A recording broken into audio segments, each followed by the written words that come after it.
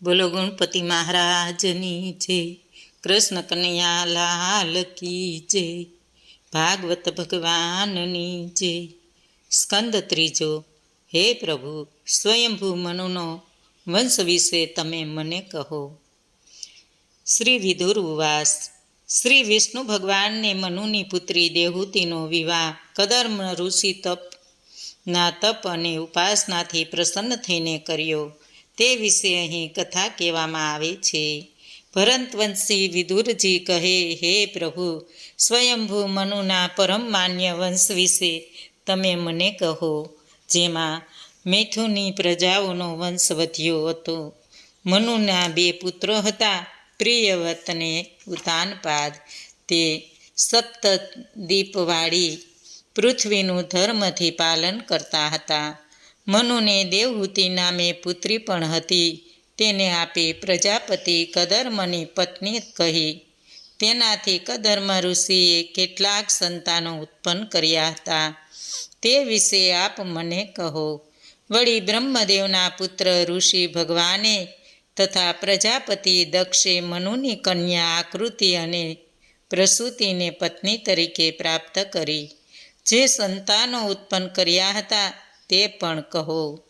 મૈત્રેય મુનિવર કહે, બ્રહ્માજીએ જ્યારે કહ્યું કે તમે પ્રજાઓ સર્જો, ત્યારે કદર્મ ઋષિએ 10,000 વર્ષ પર્યંત સરસ્વતી નદી તટે તપ કર્યું.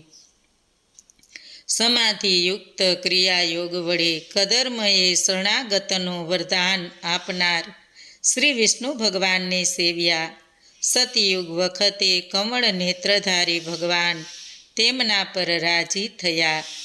હે વિદુરજી, માત્ર વેદથી જ જાણવા યોગ્ય બ્રહ્મમય શરીર ધારણ કરતા ભગવાનને ઋષિ કદર્મને દર્શન દીધા.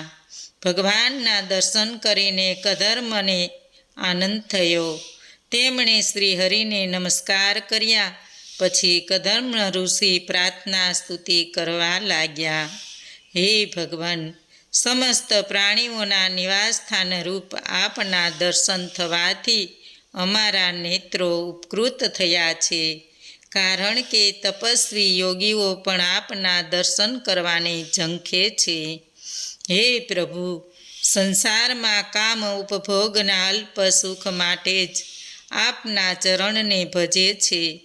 તેમની બુદ્ધિ આપની માયાથી નાશ પામી છે. આપ તેમને કામ ભોગો આપો છો. અહીં ભગવાનના સકામ ભક્તોની કટુ નિંદા કરવામાં આવી છે. કદર્મ કહે છે, હું જ દુષ્ટ છું, કેમ કે હું મારા જેવી જ શીલવંત અને ગૃહસ્થાશ્રમમાં ધર્મ અર્થ કામરૂપ 3 પુરુષાર્થોને આપનારી પત્ની પરણવા ચાહું છું. હે પ્રભુ, વિષયોથી મહાત થયેલા લોકો આપની વેદવાણી રૂપી દોરીથી પશુની જેમ જોતરાયેલા છે, અને હું પણ આપની કર્મમય આજ્ઞાને જ અનુસરવાનો છું. પણ કામ વાસનાઓ વડે જીતાયેલા લોકોને અને વિવેક છતાં કર્મ જડ મારા જેવા પશુઓને અનુસર્યા વિના આપના ચરણરૂપી છત્રનો આશ્રય કરે છે, અને આપના ગુણ અનુવાદરૂપી અમૃતપાનથી ભૂખ તૃષા આદિના દેહધર્મોને વિસરી જાય છે. તેવા પુરુષોના આયુષ્યનો આપનું કાળચક્ર કદીએ નાશ કરી શકતું નથી. હે ભગવાન, જેમ કરોળીઓ પોતાનામાંથી ઝાડુ ઉત્પન્ન કરે છે અને ફેલાવે છે ને અંતે તેને ગળી જાય છે, તેમજ આપ એક જ છો તો પણ સૃષ્ટિ રચવાની ઈચ્છાથી પોતે સ્વીકારેલી યોગમાયાની સત્વગુણ વગેરે શક્તિઓથી જગતનું સર્જન કરો છો, તેનું પાલન કરો છો અને અંતે સંહાર કરો છો. આપ ભગવાનનું દર્શન મોક્ષ તથા ભોગ બંને આપે છે. આપના વિશેના યોગ બળથી સઘળા કર્મનો ફળભોગ આપમેળે જ વિરામ પામેલો છે. આપ સકામ નિષ્કામ ભક્તોને અને આપની અલ્પ ભક્તિ કરનારને પણ સઘળી કામનાઓ આપો છો. આપને વારંવાર નમસ્કાર છે.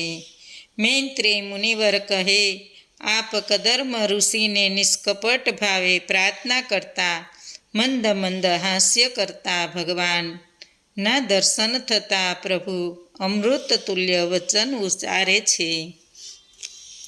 હે કદર્મ, તમે આત્મસંયમાદિ વ્રતોથી મારું જે પૂજન કર્યું તે તમારું પૂજન કદાપી નિષ્ફળ જતું નથી.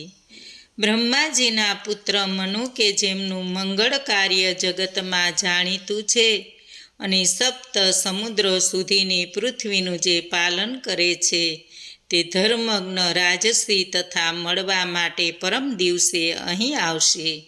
હે કદર્મ, તેમની સુંદર રૂપ ગુણ શીલવંત યુવાન કન્યા વિવાહ યોગ્ય થઈ છે. તે સર્વ રીતે યોગ્ય એવા તમને તેઓ અર્પણ કરશે. એ રાજકુમારી તમારી સેવા શુશ્રૂષા કરશે. વળી તે તમારા ધારણ કરેલા વીર્યથી 9 કન્યાઓને જન્મ આપશે. એ કન્યાઓમાં મરીચી આદિ ઋષિઓ પુત્ર ઉત્પન્ન કરશે. પછી મારી આજ્ઞા પાળનાર તમે પણ સઘળા કર્મો મને અર્પણ કરીને અંતે તંતે મને જ પામશો.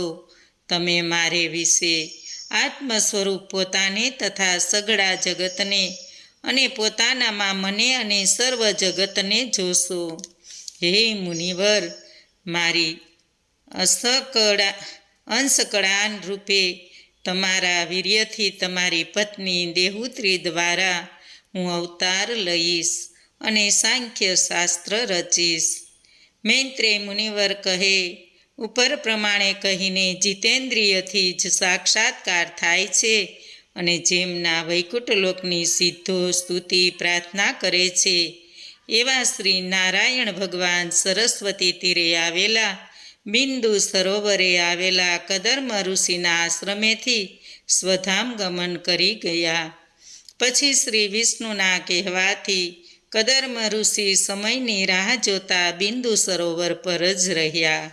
ભગવાને કહેલા દિવસે હે વિદુરજી, મનુપત્ની સહિત પુત્ર દેવહૂતિને સુવર્ણ રથમાં બેસાડીને કદર્મ ઋષિના આશ્રમે પધાર્યા. શરણાગત કદમ ઋષિ પર કરેલી કૃપાથી ઉભરાતા નેત્રોમાંથી જ્યાં અશ્રુબિંદો ટપકતા હતા તે સ્થાન તે બિંદુ સરોવર, તેનું જળ પવિત્ર ને કલ્યાણકારી હોય. ઋષિઓ તે સેવે છે. ત્યારે પશુ પંખીઓ વૃક્ષો વેલાઓથી વનત પંક્તિઓ શોભે છે. ત્યાં નિત્ય ભમરાઓ ગુંજન કરે છે. મયુરોના નૃત્ય થાય છે. કોયલોના ટહુકારા સંભળાય છે. આસોપાલવ બોરસવલી મોગરા આંબા ફૂલ છોડથી એ વન શોભે છે. બતકો હંસ તેતર સારસ ચકોર વગેરે પક્ષીઓના મધુર સુરો સંભળાય છે. પશુઓ વાનરો હરણા હાથીઓ અને કસ્તુરી મૃગોથી એ સ્થળ વીંટાળેલું છે. સર્વોત્તમ તીર્થરૂપી આશ્રમમાં પુત્રી સહિત પ્રવેશીને મનુ રાજાએ કદર્મ મુનિના દર્શન કર્યા. કદર્મ તે વેળા અગ્નિહોમ કરતા હતા. ઊંચા તેજસ્વી ઋષિ જટાધારીને વલ્કલ વસ્ત્રો ધારી હતા. મુનિશ્રીએ રાજા મનુ અને દેવહૂતિને આશીર્વાદ આપ્યા. મનુનો પૂજક સત્કાર કર્યો. ભગવાનની વાણીનું સ્મરણ કરીને કદર્મ મુનિએ મનુને કહ્યું, હે રાજન, તમારું ફરવું દુષ્ટોના નાશ તથા સત્પુરુષોના રક્ષણ માટે જ હોય છે. તમે શ્રી વિષ્ણુની શક્તિ રૂપ છો. તમે કાર્ય પ્રસંગ સૂર્ય ચંદ્ર અગ્નિ વાયુ યમ ધર્મ તથા વરુણદેવના સ્વરૂપો ધારણ કરો છો. હે વિષ્ણુરૂપ, તમને મારા નમસ્કાર. તમે જો પૃથ્વી પર ફરતા નહીં રહો તો હે રાજન, ભગવાને વર્ણ આશ્રમોની બાંધેલા સઘળી મર્યાદાઓના દુષ્ટાત્માઓનો નાશ કરી નાખે.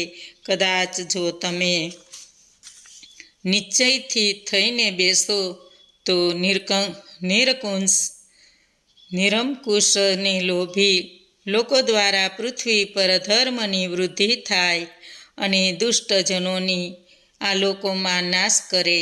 ધર્મ પરિવર્તન કાજે તમે પૃથ્વી પર ફરતા રહો છો તે તમારું કાર્ય ઉત્તમ જ છે.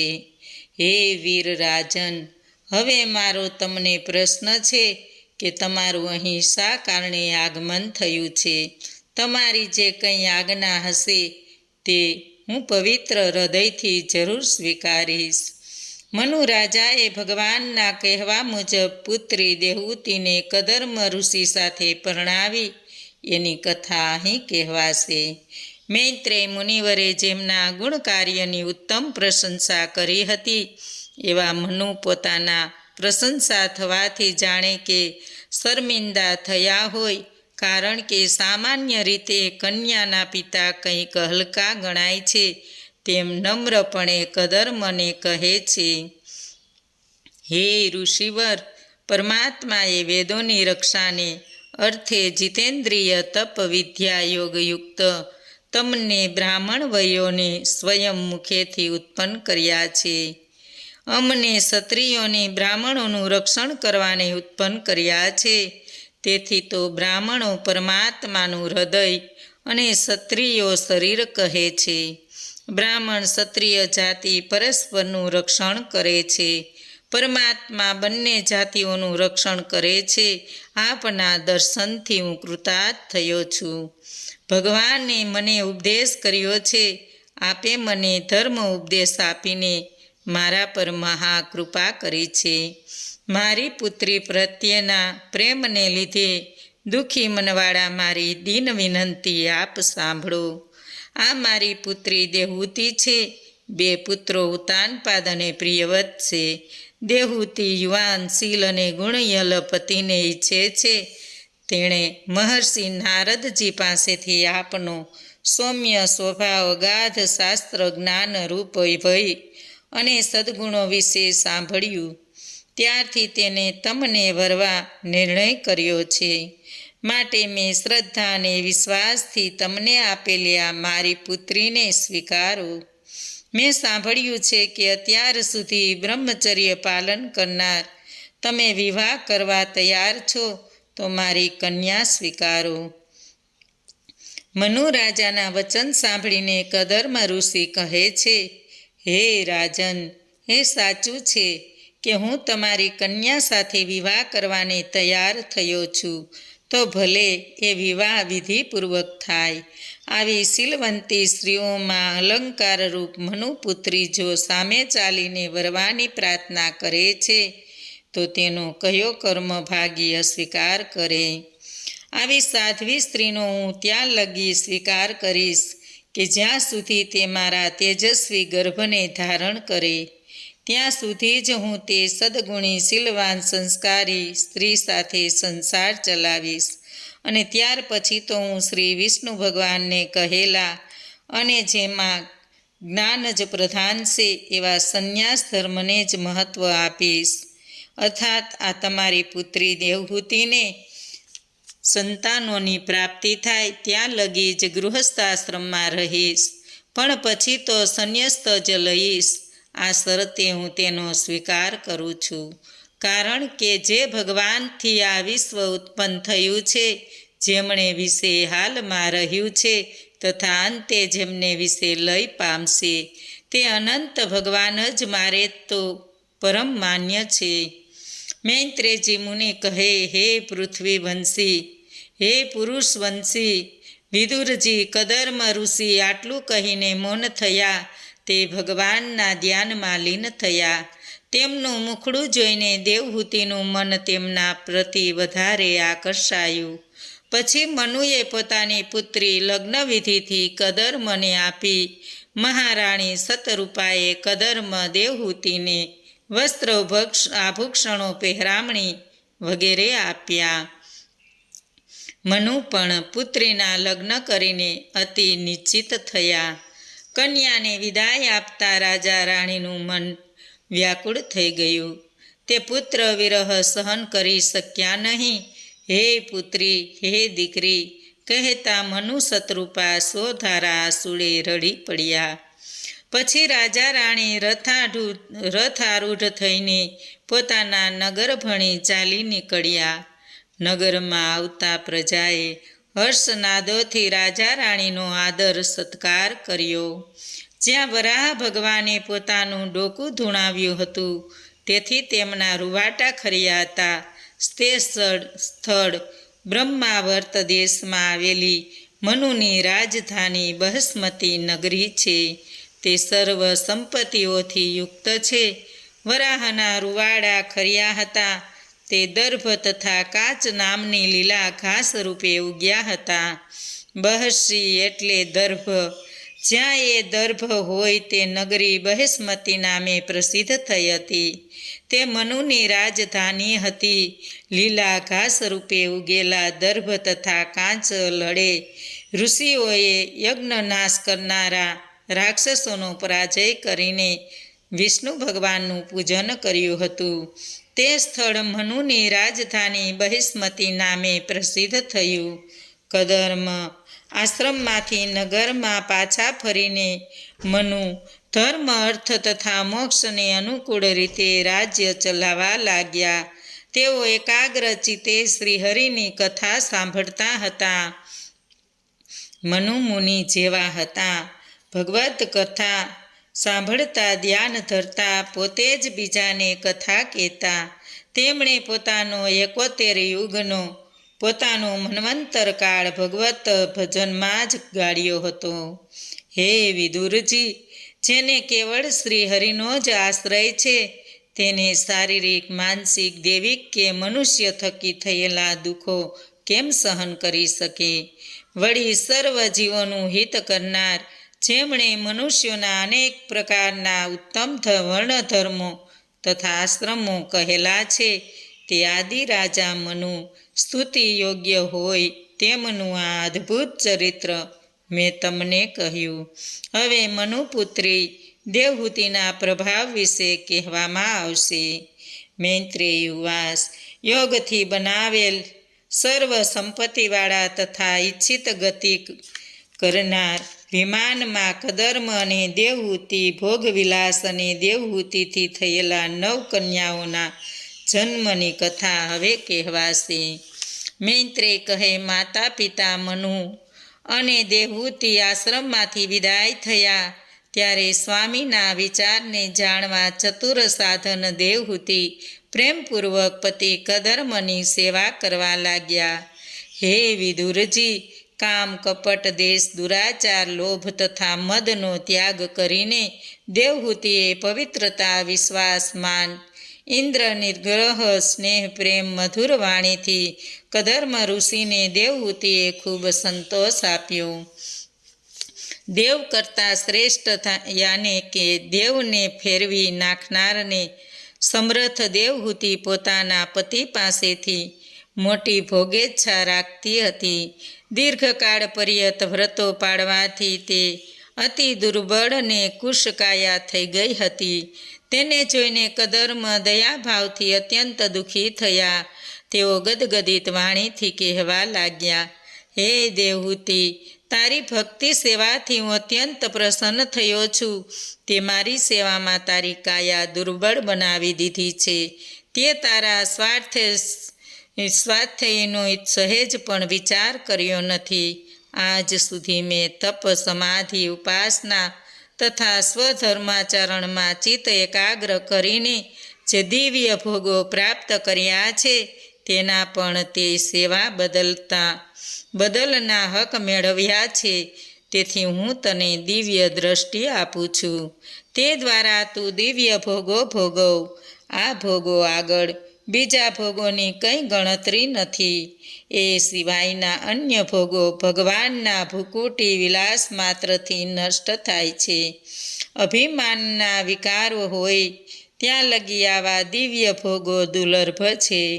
યોગ વિદ્યામાં નિપુણ એવા પોતાના પતિના વચન સાંભળીને દેવહૂતિ નિશ્ચિત થઈ. તેનું મોં હસું હસું થઈ રહ્યું. પ્રેમ અને વિનયયુક્ત વાણીમાં તે બોલી, હે બ્રહ્મશ્રેષ્ઠ, અમોઘ યોગયાધિપતિ, આપે જે કહ્યું તે સર્વ સિદ્ધ જ છે. હે નાથ, તમારો નિશ્ચય છે તે મુજબ માત્ર એક જ વાર ગર્ભ રહે તેટલા પૂરતો જ તમારો મને સંગ થાવો. કારણ કે શ્રેષ્ઠ પતિદેવથી સંતાનની ઉત્પત્તિ એ સતી સ્ત્રીનો મોટો લાહવો છે. તમે કામશાસ્ત્ર અનુસાર શરીર સમાગમના સાધનો તૈયાર કરો કે જેથી તમારી સાથે ક્રીડા કરવાની ઈચ્છાથી ખુશ થયેલું મારું આ શરીર તમારી સાથે રમવા સમર્થ નીવડે. હું કામવેશથી અતિ પીડા પામી છું. કામયોગને યોગ્ય ભવન વિશે પણ તમે વિચારો. મૈત્રેય મુનિવર કહે, હે વિદુરજી, પ્રિયાનું પ્રિય કરવા ઈચ્છતા કદર્મે તે જ પડે યોગ બળનો આશ્રય કરીને ઈચ્છિત સ્થળે જનારું વિમાન પ્રગટ કર્યું. સર્વ ઈચ્છાઓ પૂરી કરનાર દિવ્ય રત્નજડિત મણિ સ્તંભોથી શોભિત સુખ દેનારું, ધજાથી શોભતું, પુષ્પમાળાઓવાળું, સપ્યાઓ પલંગોવાળું, કારીગરીવાળું દીપતું હતું. હંસો કબૂતરો ટોળા તેના પર રમતા હતા. કદર્મ ઋષિને પણ એ વિમાન અદ્ભુત લાગતું હતું. દેવહૂતિ એ વિમાનને અપ્રસન્ન મનથી જોતી હતી. અપ્રસન્ન મનથી જોવાનું કારણ એ કે તેઓ દેહ તો અતિશય કુશ હતો, વળી સેવા કરનાર દાસીઓ પણ હતી. કદર્મ દેવહૂતિને કહે, હે પ્રિયે, આ પવિત્ર બિંદુ સરોવરમાં સ્નાન કરીને તું આ વિમાન પર ચડી જા. આ તીર્થ તો શ્રી હરિએ પોતે કર્યું હોય, મનુષ્યની સઘળી ઈચ્છાઓ પૂરી કરનારું છે. દેવહૂતિ મેલા ઘેલા વસ્ત્રવાળી હતી. માથાના વાળ ગૂંચળા વળી ગયા હતા. અંગો મલિન હતા. સ્તનો ફીકા હતા. દેવહૂતિએ બિંદુ સરોવરમાં સ્નાન માટે પ્રવેશ કર્યો. સરોવરમાં તેણે એક મહેલમાં નિવાસ કરતી 1000 કન્યાઓ દીઠી. દેવહૂતિને જોતાં જ તે કન્યાઓ નમસ્કાર કરીને કહે, અમે તમારી દાસીઓ છીએ. અમે તમારું શું કામ કરીએ, આજ્ઞા કરો. કન્યાઓએ દેવહૂતિને સ્નાન કરાવ્યું, સ્વચ્છ નવા વસ્ત્રો પહેરવા આપ્યા. સુંદર આભૂષણો, પુષ્પમાળાઓવાળું માંગલિક શૃંગારથી કન્યાઓનું સજાવેલું હતું. પગમાં પાયલના જણકાર, રત્નજડિત સુવર્ણના કંદોરાવાળું તથા ગળું દાગીનાથી શોભતું હતું. દેવહૂતિનું મુખ શ્યામ કેશથી શોભતું હતું. પછી તેણે પતિદેવનું સ્મરણ કરતાં જ સ્વામી સાથે પોતાને 1000 કન્યાઓ સાથે જોઈ. તે તો આ શું અદ્ભુત! એમ ઊંડા વિચારોમાં ગરકાવ થઈ ગઈ. હે વિદુરજી, પછી તે તો જાણે નવવિવાહિત હોય તેવી સુંદર નમણી શોભતી હતી. તેણે જોઈને કદર્મને તેના પ્રત્યે પ્રેમ જાગ્યો. તેમણે તેને વિમાન પર બેસાડી. કદર્મ પણ રાત્રિ વિકસિત કમળોથી યુક્ત અત્યંત સુંદર પૂર્ણિમાના ચંદ્ર જેવા શોભતા હતા. તેઓ પૂર્ણ ચંદ્ર જેવા મુનિ હતા. પૂર્ણ ચંદ્ર જેમ તારામંડળોથી વીંટળાયેલો હોય તેમ કદર્મ સ્ત્રીઓથી ઘેરાયેલા હતા. મુનિ સામે તે સ્ત્રીઓના નેત્રો ખીલી રહ્યા હતા. સ્ત્રીઓની વચમાં રહેલા સિદ્ધોની સ્તુતિ કરતા કદર્મ મુનિ વિમાનમાં બિરાજીને જ્યાં 8 લોકપાલો વિહાર કરે છે તે મેરુ પર્વતની ગુફામાં દીર્ઘકાળ પર્યત ક્રીડા કરતા રહ્યા. મેરુ પર્વતની ગુફાઓ કામદેવને ઉત્તેજિત કરનાર શીતળ સુગંધી પવનથી મનોહર છે અને ગંગા નદીના ઉપરથી પડવાથી તથા તેનો મંગળ ધ્વનિ સંભળાય છે. કદર્મ મુનિને દેવહૂતિ સાથે નંદન પુષ્પ ભદ્રક, સુરસન, વિશ્વભક, ચૈત્રરથ તથા માનસ દેવોના રમણીય ઉદ્યાનોમાં પ્રસન્ન ચિત્તે યથેચ્છા વિહાર કર્યો. તેઓ વાયુપેઠે દિવ્ય વિમાનમાં ઈચ્છિતપણે ફર્યા અને તેમાં કંઈ પણ આશ્રય નથી. કારણ કે દુઃખનો નાશ કરનાર શ્રીહરિના પાવક ચરણનો જેને આશ્રય કર્યો છે તેવા ધીરજનોને શું દુર્લભ હોય. કદર્મ મુનિ પત્ની દેવહૂતિનો દ્વીપો, ખંડો વગેરે જે ભૂમંડળ છે તે સમસ્ત બતાવીને પોતાના આશ્રમમાં પાછા ફર્યા. કદર્મ ઋષિએ સ્વસ્વરૂપના 9 વિભાગો કર્યા અને રતિ ક્રીડામાં તે અતિ ઉત્કંઠિત મનુની પુત્રી દેવહૂતિ સાથે અનેક વર્ષો પર્યંત ક્રીડા કરી. આટલો દીર્ઘકાળ જાણે એક મુહૂર્ત જેવો લાગ્યો. દેવહૂતિ પણ વિમાનમાં રતિજનક શપ્યા પર પતિનો સમાગમ પામીને જાણી શકતી નહોતી કે કેટલો લાંબો વખત પસાર થઈ ચૂક્યો હતો. આમ જોતજોતામાં 100 વર્ષનો સમય વીતી ગયો. પછી આત્મવેતા કદર્મ ઋષિએ દેવહૂતિને પોતાના અર્ધાંગ સ્વરૂપને માનીને સ્વસ્વરૂપના 9 ભાગ કરીને તેમાંના વીર્ય સિંચન કર્યું કે તરત જ દેવહૂતિને 9 કન્યાઓને જન્મ આપ્યો. તમામ પુત્રીઓ સર્વાંગ સુંદર અને લાલ કમળ જેવી હતી. હવે મારા પતિ નક્કી સંન્યાસ લેશે એમ વિચારીને દેવહૂતિ હૃદયમાં દુઃખ અને સંતોષ પામી. છતાં તે પલક દ્રષ્ટિએ મંદ મંદ હાસ્ય વેરતી રહેતી હતી. અશ્રુ પ્રવાહને માંડ માંડ રોકી રહેતી દેવહૂતિ નીચું મુખ રાખી પગના અંગૂઠા વડે ભોંય ખેતરતી પતિ દેવને કહે છે, હે સ્વામી, તમે મારી સમક્ષ જે પ્રતિજ્ઞા કરી હતી તે સઘળી પાડી છે. છતાં મને શરણે આવેલીને અભય પ્રદાન આપવાને યોગ્ય છો. તમારી 9 પુત્રીઓએ પોતાને યોગ્ય પતિ શોધવા પડશે. તમે સંન્યાસ લઈને વનમાં જાઓ.